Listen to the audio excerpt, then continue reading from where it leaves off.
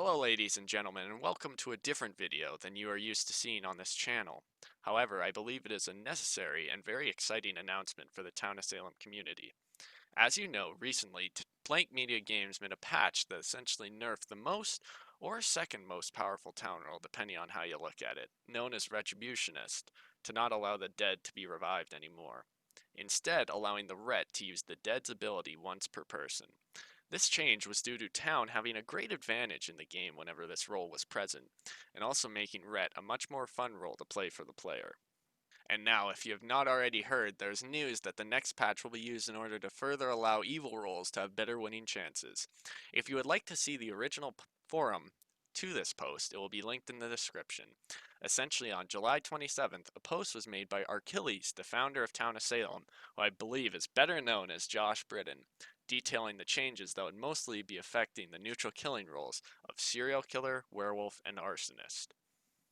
Firstly, it is important to note that I am not an expert in coven roles and abilities, so the changes to Psychic and Juggernaut are a bit over my head. Despite this, I do believe they too will have significant impact on those games as well. Now then, let's go over the most controversial addition, with many people seeming to not agree with or understand the Lookout change. In the notes, it states that Lookout will be limited to 3 visiting roles per night, and I believe this was done to limit the power of a very often used strategy of jailer meta. If you do not know what jailer meta is, essentially the jailer will voluntarily out themselves day one in order to have all lookouts and town protectives be on them for a large portion of the game, essentially guaranteeing their survival, unless of course there's a savant transporter in your game, so to speak. However, another side effect of jailer meta is that evil roles other than maybe arsonist will have a hard time claiming town protective roles, which would normally be a go-to fake claim for them. Because if there is a lookout in the game, they will see who is the actual TP and who is fake. I believe the purpose of this patch is to allow more evil roles to claim TP, because let's say there are 2 spies and a lookout in a game. If Jailer comes out day 1, and both spies bug the Jailer, then the Lookout will only be able to see one other visit from a possible TP. What makes this change controversial in many players' eyes is that it will do little to stop the power of Jailer meta, as Jailers will inevitably still come out day 1. And if I had to guess, if you claim TP and aren't in the Lookout will, you will probably be lynched regardless if you are Town or if you are evil. Please let me know how you guys feel about this change in the comments section though, as I do believe it is definitely an interesting decision whether it will work or not. Before we get into the neutral killing changes, I have a fun little survey I'd like to ask you. If you could, please comment what you believe to be at the present moment the worst and best NK rolls in terms of winning chances. At the end of this video, I'll ask you, post-patch, which will become strongest and which will become weakest, or if they will remain the same. Now let's discuss the second most controversial change, which is the serial killer buff. Now I know what you're thinking. How can buffing a serial killer, a role that's very difficult to win as, be a decision that people aren't happy with? Well, shockingly enough, many people believe that this enhancement of the role will make SK overpowered. In the notes, it states, serial killer will not be stopped from attacking its target by role blocks. This allows for a double kill, the role blocker and the SK target being attacked in the same night. Additionally, when a serial killer kills a role blocker, the last will of the role blocker will be covered in blood, preventing it from being readable. The idea behind the change, I believe we can all understand to an extent. For as long as you have been playing, probably the most common way you will encounter an SK that meets their end is seeing an escort rollblock them and put them in their will.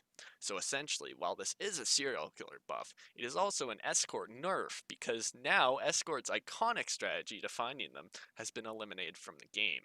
Let me know what you guys think of this change, and if you believe that the SK's ability to double or possibly triple kill escorts and consorts is a welcome one. Other than that, I can say pretty certainly that the remaining 2 neutral killing patches will be received rather well by most Town of Salem players. On the forum, it states that Arsonist will now passively gas douse anyone that visits them. Arsonist will now also get feedback on who is gas doused, similar to Plaguebearer.